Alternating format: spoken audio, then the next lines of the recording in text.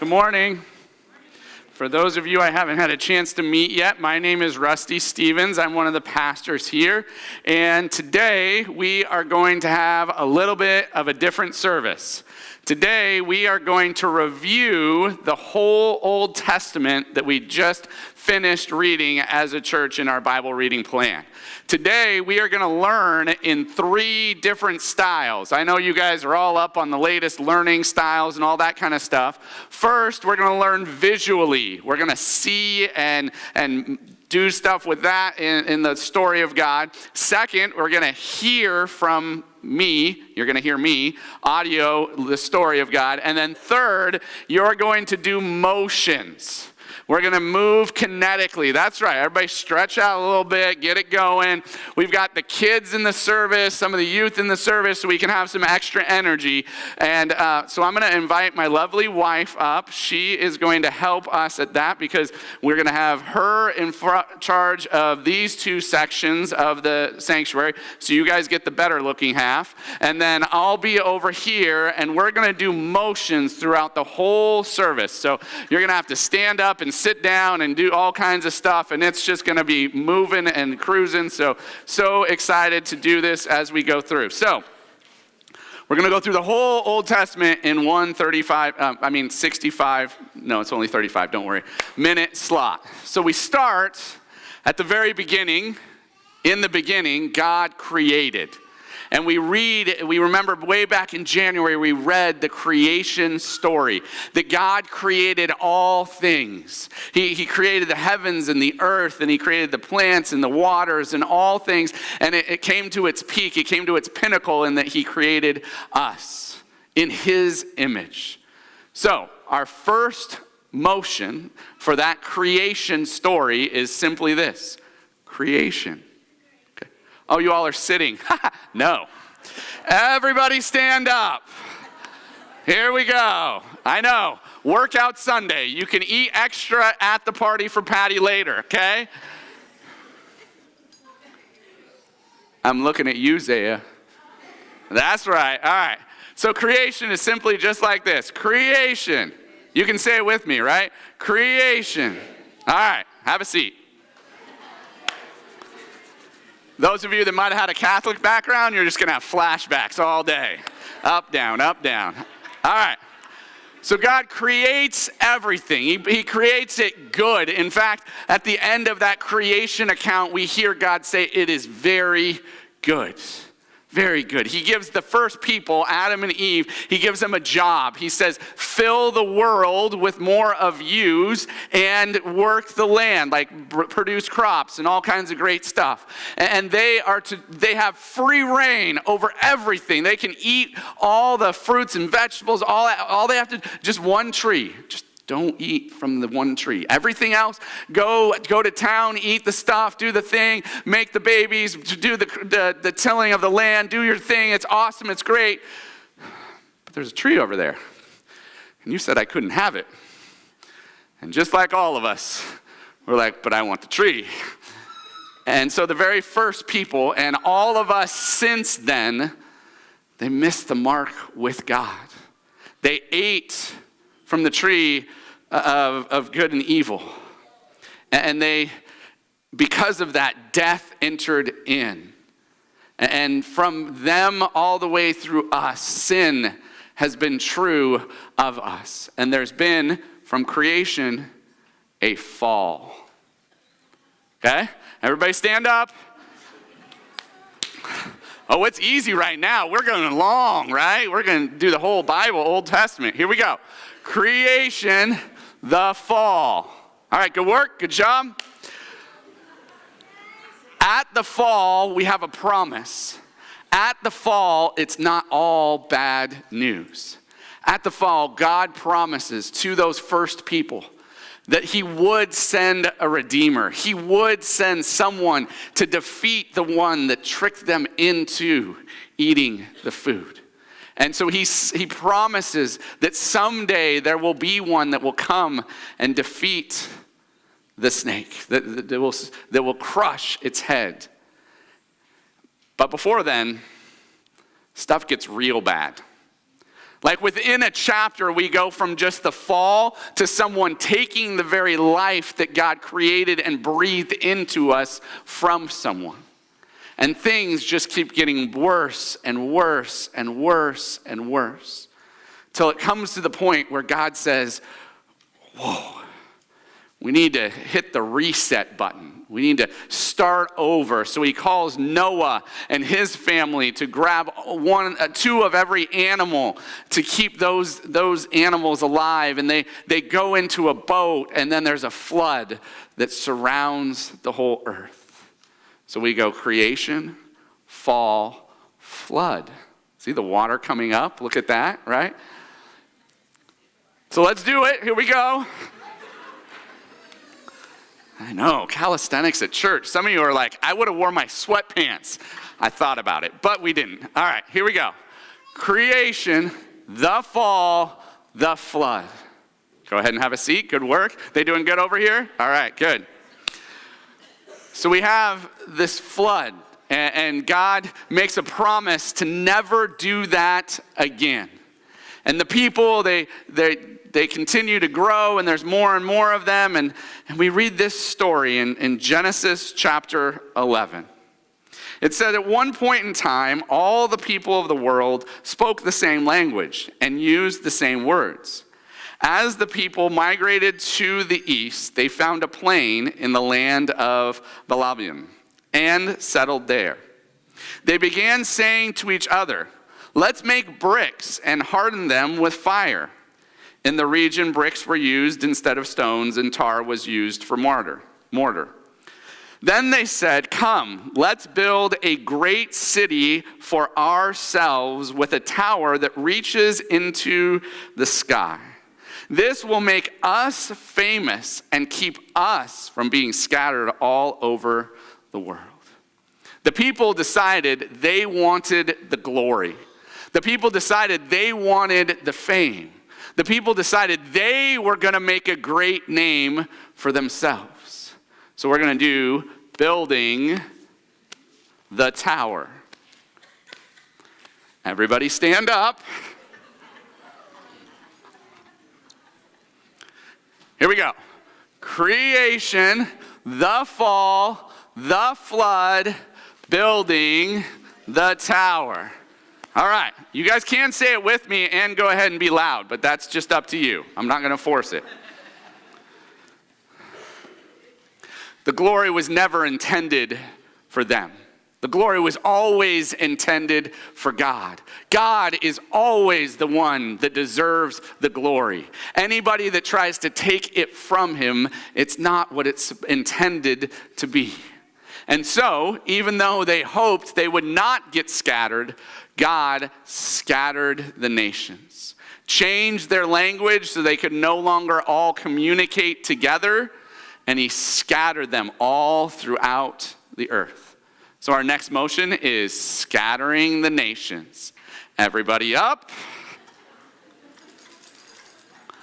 I'm getting my steps in for the day, and I'm only moving 5 feet. It's just back and forth. Here we go. Creation, the fall, the flood, building the tower, scattering the nations. So all the nations of the earth are scattered throughout the earth, and they were looking to bring glory to them. But God says, I have a plan to bring glory to me, where that glory is properly due.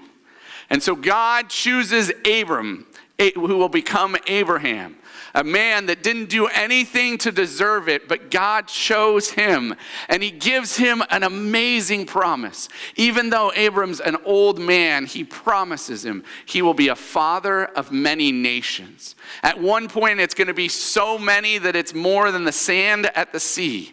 And another point, it's going to be more than the stars in the sky. This old man is going to have be the father of many, many nations. And that nation is going to live in a promised land that is so good that it's flowing with milk and honey. Yum, right? Flowing with milk and honey. And so, our motion for this. This is God choosing, God calling, God ordaining the glory for him, and it's calling Abraham. So it's a little tricky in the pews. Don't step too far, but it's the call of Abraham. Okay? So we're scattering nations into call of Abraham. Go ahead and stand up.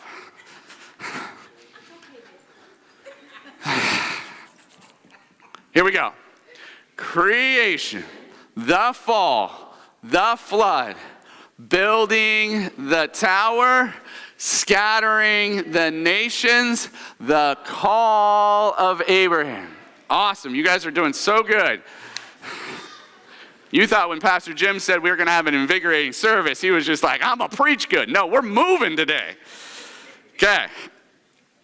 So Abram's called, and then this family starts to grow. It's an amazing story, and if you didn't read it with us, you got to go back and read through this story of how this old man Abram becomes Abraham, a father.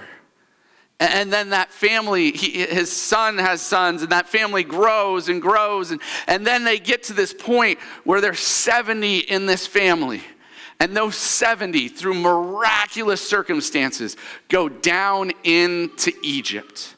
That family starting off with an old man with no children, has children, and his children have children, so that there's 70 people going down into Egypt. 70 persons down into Egypt. And holy cow, that story of how they get into Egypt is incredible, but I don't have time. So this is our motion, 70 persons down into Egypt. Everybody up. We're doing this. Here we go. Creation, the fall, the flood, building the tower, scattering the nation. I forget that one all the way. The call of Abraham, 70 persons down into Egypt. You would think I would know it of anybody. But it's amazing how often I get in the middle, I'm like, we're going somewhere after this. Okay. So this 70 people go down into Egypt under favor. The person, one of them was the second in command. God was doing great things. The promise is on the way. He promised Abraham that the family grew. They're down in Egypt. And then 400 years of slavery. 400 years of slavery. I don't like waiting 4 minutes for a latte. And they spent 400 years in slavery. What's going on with this promise? That's our motion, just 400 years of slavery. All right, here we go. Everybody up. It's a good thing it's not a run day, Matt, because we wouldn't have to. Here we go. Creation, the fall, the flood, building the tower, scattering the nations, the call of Abraham, 70 people down into Egypt, 400 years of slavery. The promise is not looking good. They're stuck in slavery. But we read another miraculous story about a baby boy who shouldn't be allowed to be born, but somehow ends up in the palace of the king in Egypt. In Egypt, they called the king the Pharaoh, and he gets born and raised up as the Pharaoh's son. He tries to take matters into his own hands when he sees that his people, the ones that he was born into, were done wrong, and that leads to him ending up spending time in the desert for 40 years. But then this guy, Moses, comes back because God calls him to lead his people out of Egypt. And after miraculous story after miraculous story that I swear, you just got to read this stuff. Moses leads the people, a whole nation at this point, 70 people turns into a whole nation. And that nation goes through the Red Sea. I don't even have time to dive into how amazing that is, because it's the ocean that they go through, not by swimming, but by walking. So the whole nation comes through the Red Sea. Here we go.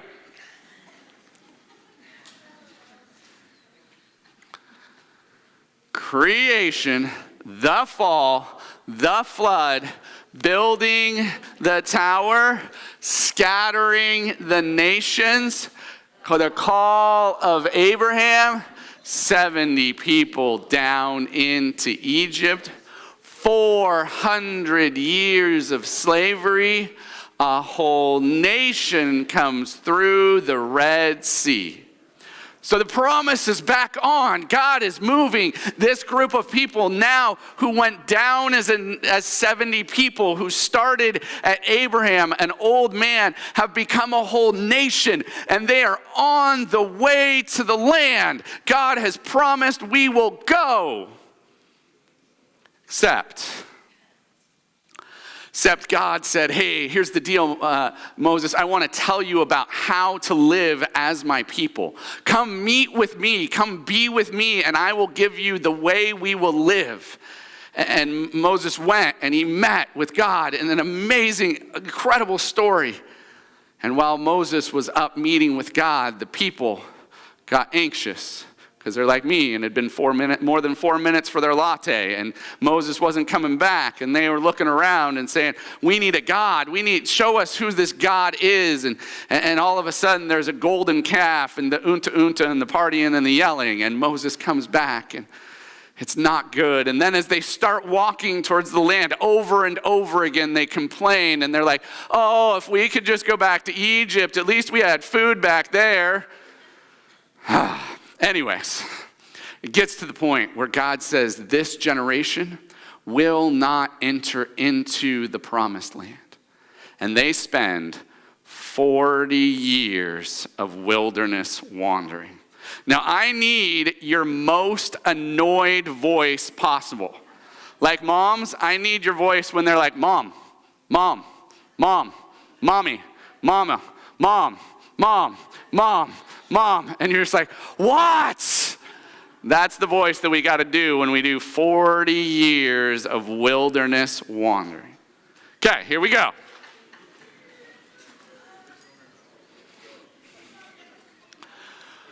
Creation, the fall, the flood, building the tower, scattering the nations, the call of Abraham, 70 people down into Egypt, 400 years of slavery, a whole nation comes through the Red Sea, 40 years of wilderness wandering. All right, good work. How are they doing over there? They getting it? Great, awesome, sweet. That generation passes, and just think about it. There's babies being born during this 40 years of wilderness wandering. Their shoes aren't wearing out. I mean, I buy Nikes, and 6 months later, I need new ones. They're going 40 years, and their shoes don't wear out. Amazing things that God is doing. And finally, we get to the point where Moses gets to go see the land, but not go into the land. And Joshua leads the people into the land. In another miraculous story where the Jordan River is at flood stage, and yet God stops the water, and they are able to walk through. One of the most amazing stories in the Old Testament, because not only did they walk through, but once everybody gets through, God tells Joshua to tell 12 guys to go back to the river and grab stones and come back. I can just imagine them going, but we already went through once. You're telling me to go back and come through? That's not cool. But the whole nation comes into the promised land. So our motion for that is over the river and into the land. Over, not to grandmother's house. It's over the river and into the land. Into the land that God had promised to Abraham. That God had worked through this nation that went into Egypt, grew into a nation, came out through the Red Sea, spent 40 years in wilderness wandering, and now and over the river and into the land. Here we go. You thought today was Sunday rest day. No, we're moving. Here we go. Creation, the fall, the flood, building the tower, scattering the nations, the call of Abraham, 70 people down into Egypt, 400 years of slavery, a whole nation goes through the Red Sea, 40 years of wilderness wandering, over the river and into the land. All right, good job.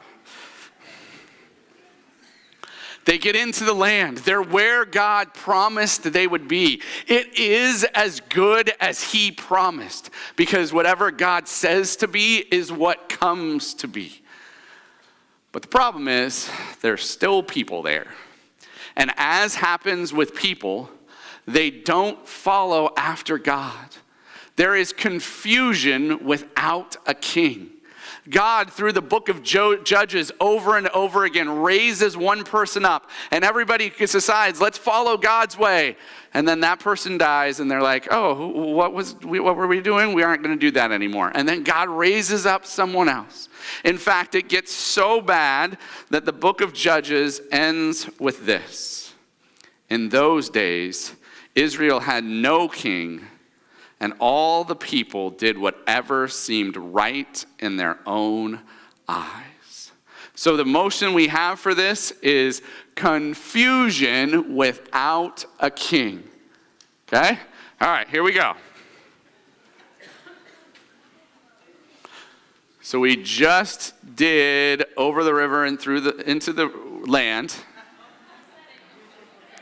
Not grandma's house. Not grandma's house. Over the river and into the land, and then it's confusion without a king. All right, here we go. Creation, the fall, the flood, building the tower, scattering the nations, the call of Abraham, 70 persons down into Egypt, 400 years of slavery, 40 years of the whole nation goes. That's the second time today I've screwed that up. A whole nation comes through the Red Sea, 40 years of wilderness wandering, over the river and into the land, confusion without a king. All right. How do I screw it up at the same place both times? I don't know. Guess the video is just going to have to be what the video is. Okay. So we're confused without a king. And God is saying, I want to be your king. I am the perfect king. If you will follow me and follow the way I have designed you to live, it will be the way it's supposed to be. But the people keep saying, no, all the other nations, they have kings. We want to be like them. We want a king. And God says, here's the deal. If you get a king, the kings are going to mess up. Your people, it's what you do. But they're like, no, we want a king, we want a king. So God finally says, okay, you can have a king. And we have united under Saul, David, and Solomon. We start with Saul, the king that everybody looks at and says, of course he's the king. He's the good-looking, tall king that everybody would believe he's the king. But he feels compelled and goes against God's way and doesn't walk in all the blessings God has for him. Then David takes over. And under David, things are incredible. David receives a promise that he will have someone on the throne throughout all time. That the nations will be blessed through him, and he is the king. And everything goes smashingly under David. Well, almost everything, but you'll have to read that. Then David has Solomon, his son, and his son takes over as king, and his son is the most wise person to ever live. His son builds an amazing temple for God where God's presence comes and dwells. He builds a great palace. People from all over the world come to see Solomon because Solomon is the king and everybody wants to be near him. So we are united under Saul, David, and Solomon. Here we go.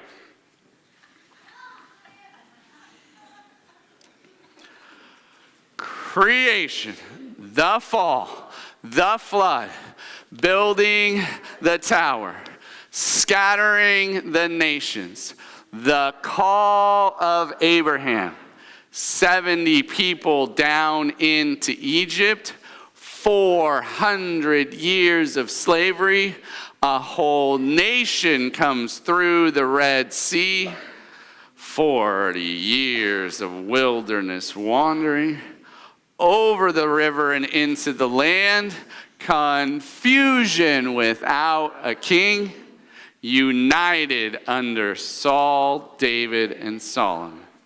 All right. So everything is going well. The promise is coming true. The nation is growing. It's the most amazing place, and everyone wants to see and be a part of it. Solomon is leading, and everything is great. Until it's not.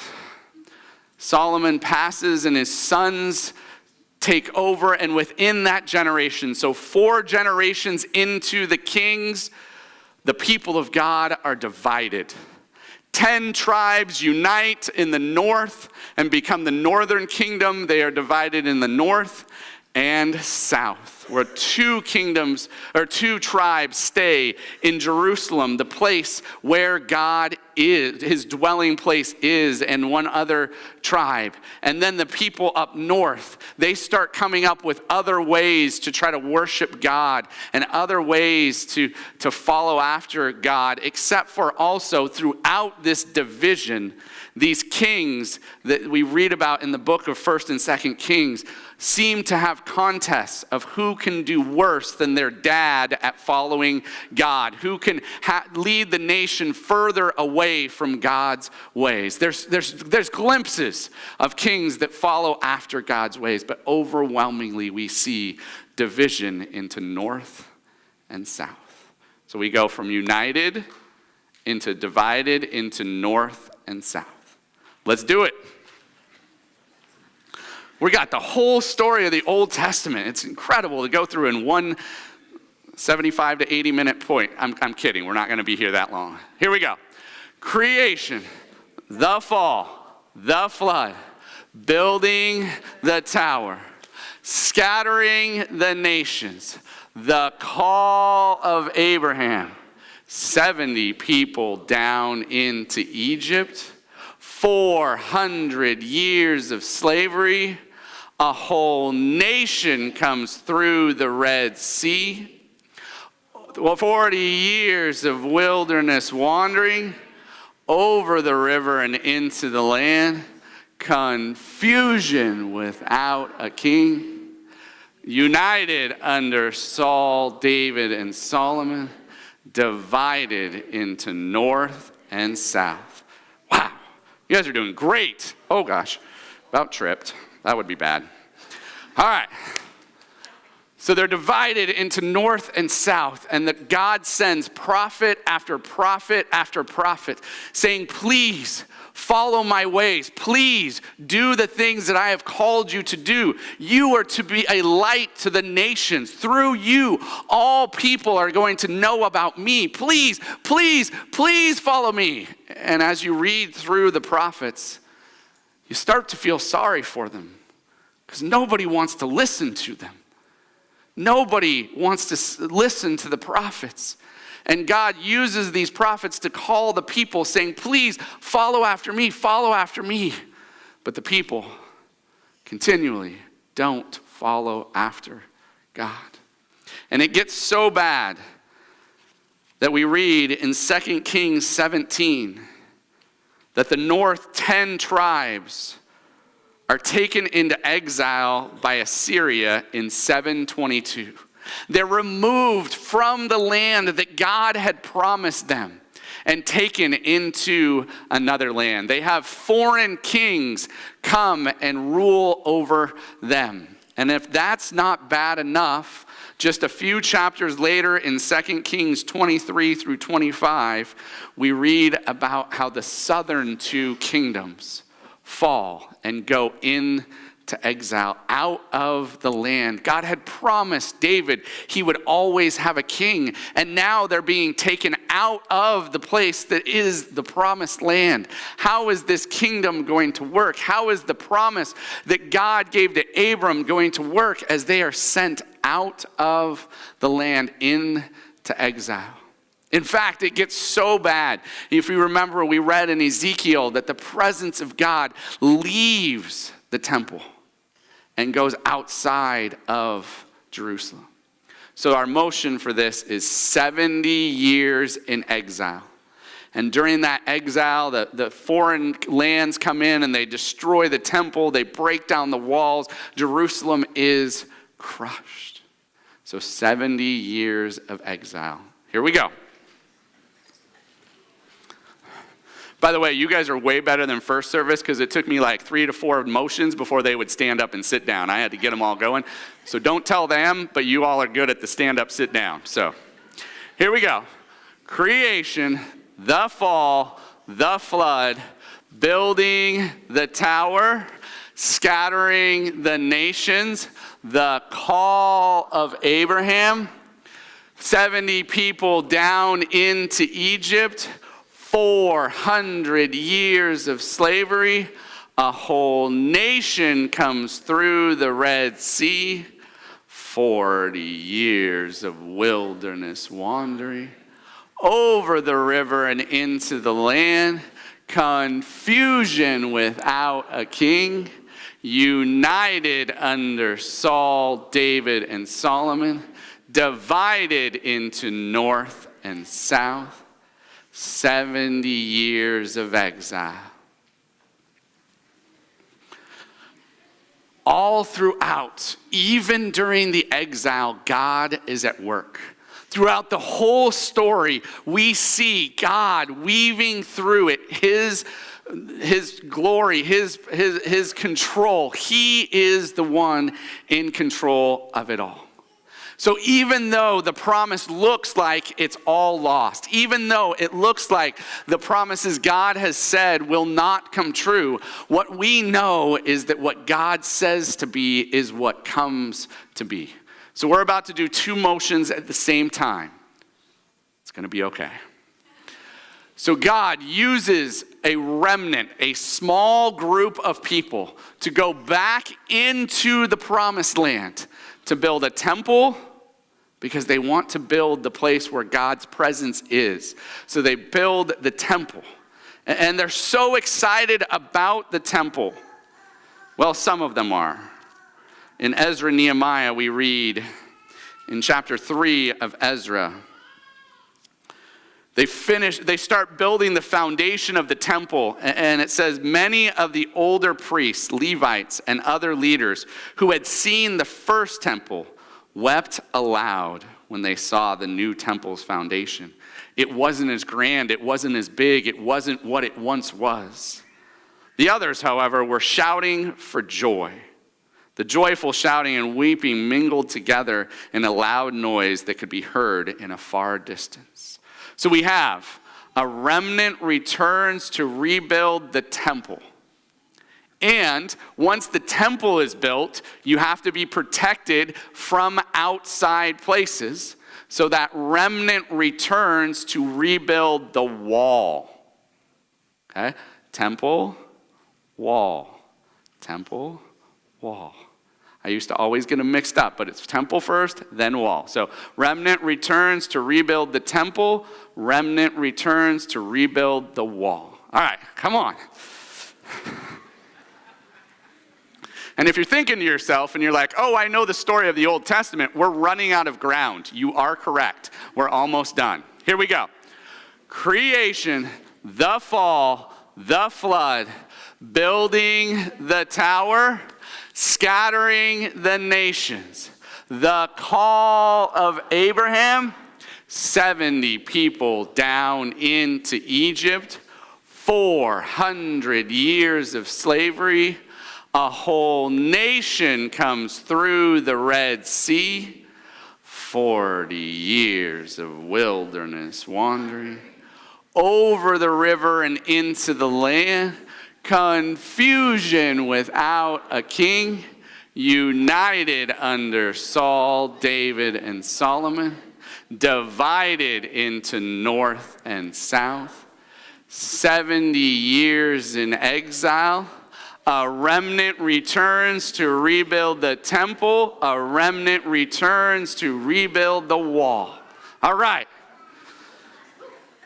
God's on the move. God's doing something. The people are back in the land. The promise is back on. Everything's moving great. The temple is built. The walls are built. Everything's going. The Old Testament is moving. And we get to the book of Malachi and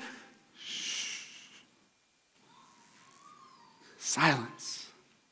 This promise has moved. God has been doing. Now, God doesn't stop moving. God doesn't stop. His Spirit doesn't stop working. But in our Bible, we have a period where the promise looks like it's about to happen. The promise looks like it's going to keep going and be fulfilled. And we just have silence. So that's our last move. Shh. Okay? So let's go through it one more time. This is the whole Old Testament in motions throughout the whole story. You're going to think about this. You know how teaching and learning and everything, you learn it visually, audio, kinetically. Now, if you go teach this to somebody, it will be embedded in your brain. That's what I'm up here doing, so it's in my brain forever. But you can find somebody to go teach this to. Maybe it's, I don't know, your niece or something, and they will love it, right? So here we go. The whole story of the Old Testament through motions. Ready? Creation, the fall, the flood, building the tower, scattering the nations, the call of Abraham, 70 people down into Egypt, 400 years of slavery, a whole nation comes through the Red Sea, 40 years of wilderness wandering, over the river and into the land, confusion without a king, united under Saul, David, and Solomon, divided into north and south, 70 years of exile. A remnant returns to rebuild the temple. A remnant returns to rebuild the wall. Shh. Go ahead and have a seat.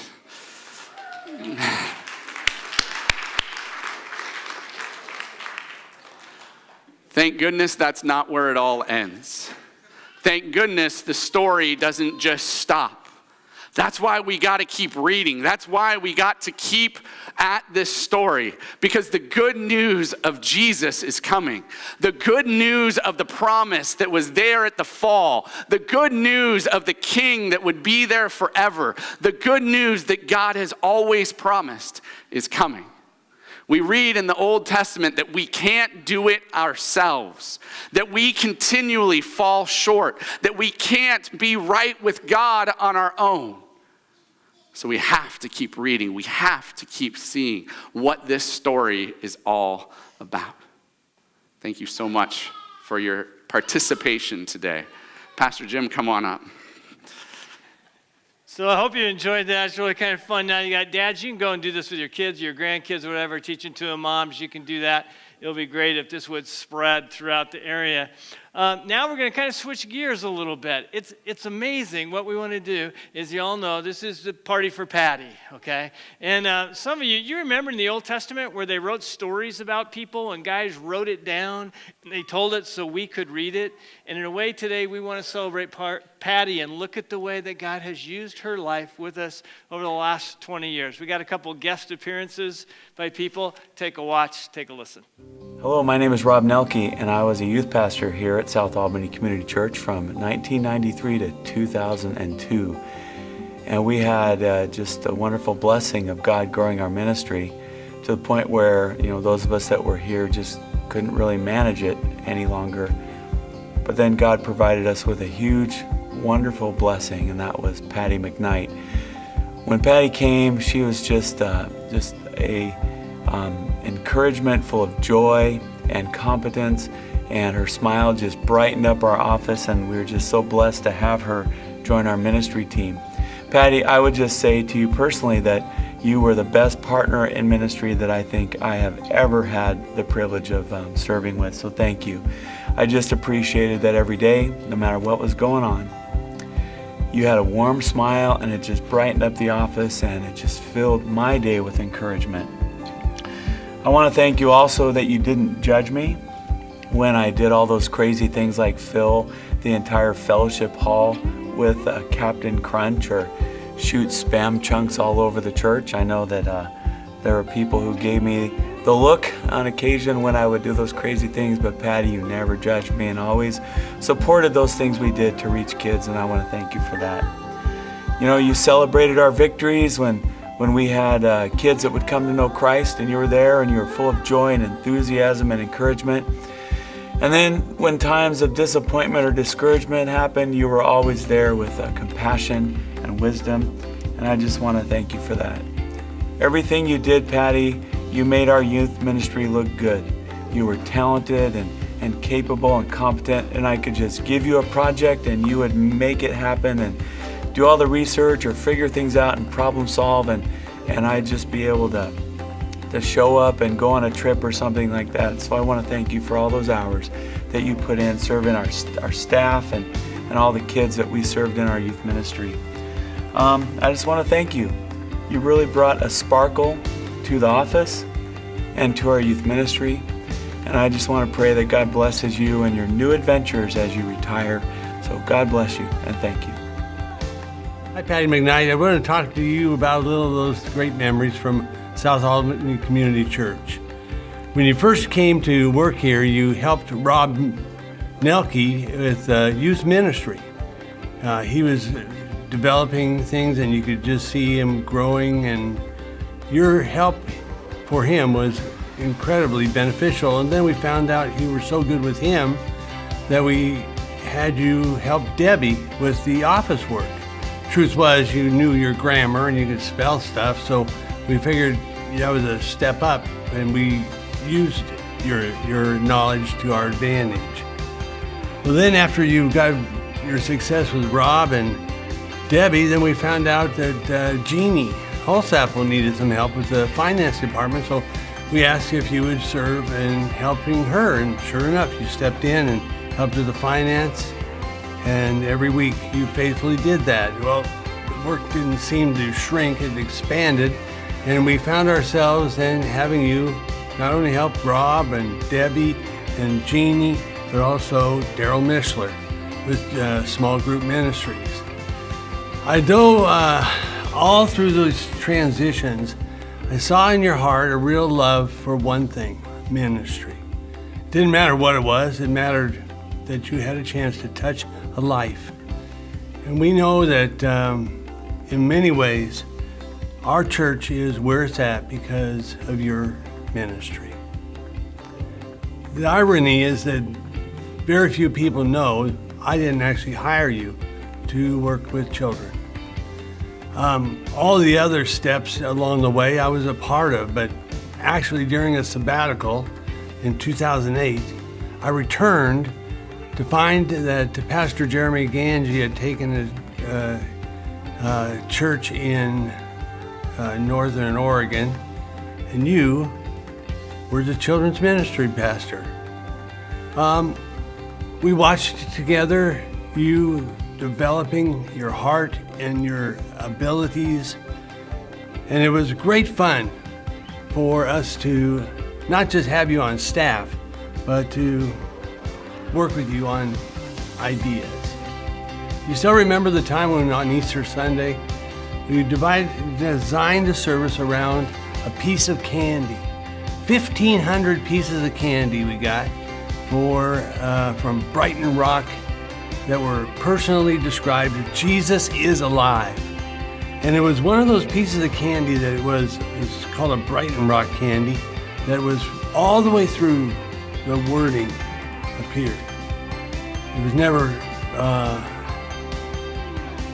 such a great memory as that one Easter and the surprise we had with the kids. It seemed like every time we tried an Easter service that involved a single event, going to another facility and using it, it was children's ministry. that paid the price. It was often you who never ever saw an Easter Sunday. Instead, you were serving in the back, taking your place with the kids, helping the teachers, encouraging, and being positive. I've often thought, how did you do it? I've often driven away from church on a Sunday thinking, how does she keep it up? Well, this is your time. You're about at that moment where a door in your life will be before you, and the answer to another question, what will you do, will become in focus. I kind of thought about how you did it, and I know from being with you, first and foremost, you had a heart that was surrendered to Jesus. I know I saw it. Romans 12:1 says, we beseech you in the mercies of God that you present your bodies a living sacrifice. Patty, there were many times we came by the church, your car was here. We came late and your car was here. It seems as if there was all the kinds of examples of a person whose life was surrendered. And I want people to know that surrender was benefited by all the help that you got from others in our church, but there is still a greater need than what was at hand. I thought about a word like sacrifice, and yet to you it was never seen as a sacrifice. I thought of nights of prayer where we got together, and those nights of prayer when we were together, you were with the kids, and we were alongside of other adults. And it just, again, reminded me of the sacrifice, surrender that you gave. A lot of people tell you that they want to get into a church that really teaches the meat of the word. The truth of it is, the Bible teaches that the meat is on the street. In other words, it's not what you come to know or learn, it's what you do. I know that with Jesus, he came to seek and to save those who were lost. For you, through your kindness and through your great efforts, we were able to reach the hearts of teenagers, adults, people who care about spelling and grammar, and we were able to be faithful through our money and our finances. I remember one time that I was puzzled about a song that appeared in a hymnal, and knowing that you were a preacher's wife, and knowing that you had an ability of singing, I asked if you would come with me, and I'd asked if you'd play for me the song. You sat down at the piano and you looked at the book, and you looked back at the piano keys, and you looked at the book, and then you looked at me and you said, I don't play piano. I thought every pastor's wife played piano. I know that at that moment, you had a heart that was willing even to do what you couldn't. I thank you for just reminding me again that the greatest joy you ever had was when you came by my office after a Sunday time with the kids, and you said with a great smile, so-and-so gave his heart to Jesus today. I'm so excited.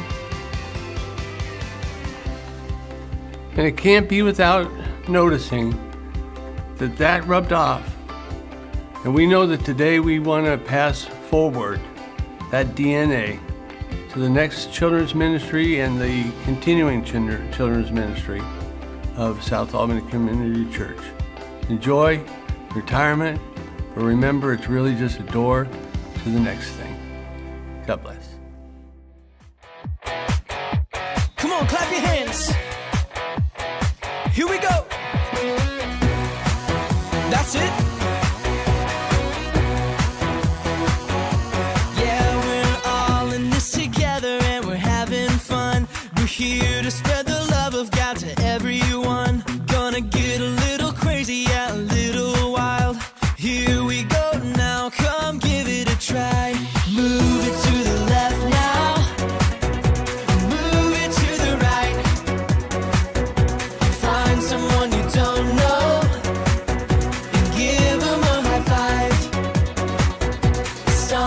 feet louder. Yeah, you guys are doing awesome. Wave your hands up high.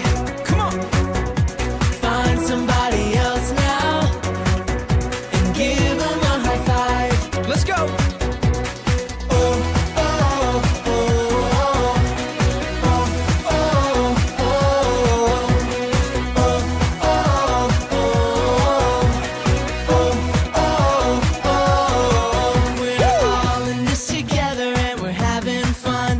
Here to spread the love of God to everyone. Gonna get a little crazy, yeah, a little wild.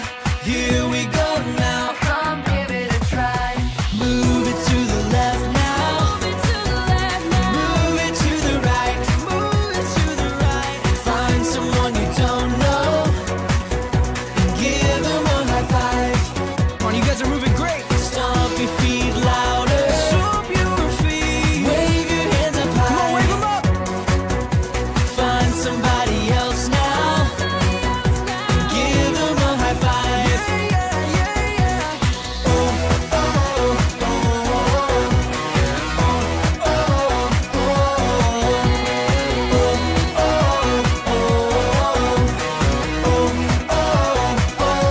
Come on, one more time. Move it to the left now. Move it to the right. Find someone you don't know and give them a high five. Oh, stomp your feet louder. Wave your hands up high. Wave your hands up high. Find somebody else now and give them a high five.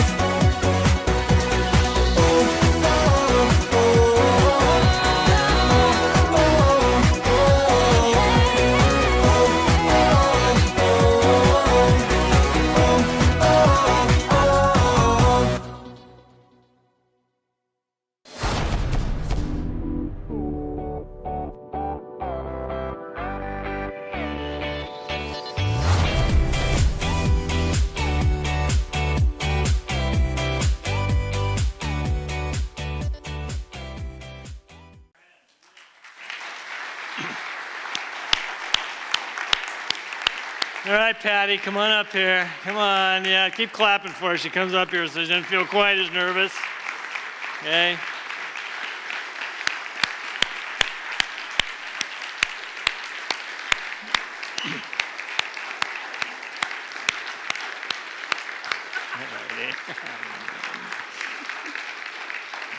You go ahead and have a seat. You know, it's been amazing. You listened to a couple of incredible pastors there, one that hired you and one that put up with you and helped you move into other areas, and it's all great. And I'm the third one, and I got to tell you, it's such a joy. When I met Patti for the first time, one of the things that just stands out, or if you haven't noticed at all, is that she's full of life. In fact, well, a little name that a lot of you know her by, we kind of call her the Energizer Bunny, because she's just like bringing life wherever she goes and whatnot. And that just fits what we want to do as a church, and that we want to bring life to Albany. And she's been involved in doing that, just not so we can all laugh and have a good time. She does that really good too, because she wants people to know Jesus and to grow up and knowing Jesus also. So I am just so thankful. I think that, I'm sure that you own the record for the most people at an event. We did the egg drop a couple of years ago, and I don't know, there were 2,000 people who showed up over there. And she brought the helicopter. I remember when she came to me, she goes, "Would it be okay if I rented a helicopter and dropped candy out of it?" And I thought, that's not going to happen. It did happen. It was great. It was wonderful. There's been several things like that along the way that have been really great. But we're just so glad that you're moving to this new next step, and we're not sure exactly what all that's going to hold. For all of you wondering, she's not going away. She's still going to be around, but transitioning into what God has for her next. And we have something for you. So hang on just a second here.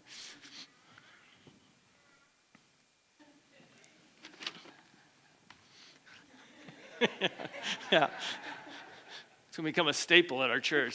So I hope. there you go. Go ahead. You can use the table here if you need to, or I can hold it, or whatever case goes. All right. So, yeah, you're all thinking this is a surprise, but actually she saw the same thing last service. So we got you. Let me read this right. It says, Certificate of Appreciation. This is presented to Patti McKnight for 20 years of service, 1998 to 2018. At South Albany Community Church, presented on the 13th of September in the year 2018. Thank you. 2018. This is the 30th of September, not Oh, that's right. What did I say? The says that. 13th? Right. It's the 30th. That's right. Whoa, I was nervous. Okay. Grammar and Spelling, yes. I think she'll still do that for me. Thank you for loving Jesus with your whole heart and working so kids would love him too. Thank you so much, Patty, for all that you've done down through the years and that you're going to continue to do. And then one more thing. Okay, one more thing, at least. You know, guys, pay attention to this, okay, if you haven't noticed, because one of the things I've learned down through the years, every lady loves flowers, okay? So we have a bouquet of flowers here for it. There's actually, I don't know if you noticed, there's 20 of them in there. Aww. One for each year for that you served us. And so we're going to do one more special thing. If you're a kid here or if in some way your life has been touched by this lady, yeah, she has told me, or if they feel like a kid, we're going to invite you to come on up here. We're going to do a group hug. So kids, come on up. Anybody else that you just think this lady's had a special place in your life, if you'll come on up here and just surround her with the hugs and all of that, that will be great. You can give her a hug. She wants everybody to hug her. The worship team's making it. Some of these guys that are on worship team were in her children's ministry, you know? So you just see that there's many, many people here doing all of this. So we're going to let them get all in here and snuggled up and everything. Okay. So let me pray for this whole group, okay? Will you just join me in prayer, please? Father God, we thank you so much for Patti McKnight. We thank you most of all for her love for you. And Father, we see all these kids around her, all these people around her. We look on stage and see people whose lives she has touched. And we thank you for that. Father, I pray for each one of these kids and people that are around her, that each of them will grow to learn from her example and to become just like you as they saw her live out your life. And so, Father, I pray that each one of these people will grow into people that will live faithfully for you just as Patti has. And Father, we thank you for what you're going to continue to do in children's ministry beyond this. Thank you for what you're going to do in Patti's life as she moves into this next season of life for her, how you're going to continue to use her to touch people's lives for your honor and your glory. We thank you for a lady that everything that she did for the glory of God. We thank you for that so very much. And we love you for the gift of her to us over these years. We pray this in Jesus' name. Amen. All right. Yes.